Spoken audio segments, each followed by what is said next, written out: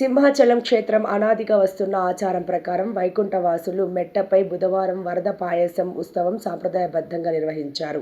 విశిష్టమైన ఈ వేడుకకు ఎంతో ప్రత్యేకత ఉంది.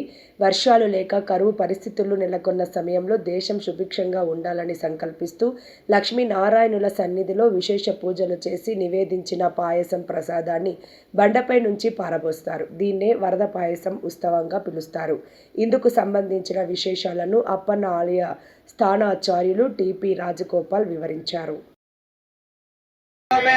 బ్రాహ్మణ ప్రవక్ష్యన్నాః బ్రహ్మోపాప్నవన్నేతి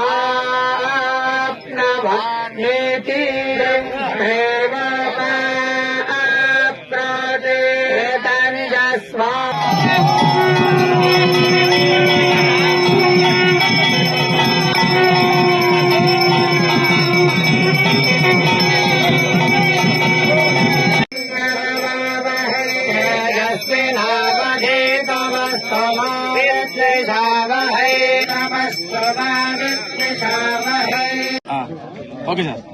सुंदराय शुभांगाय मंगलाय महोजसे सिंहशैल निवासाय శ్రీ నృసింహాయ మంగళం.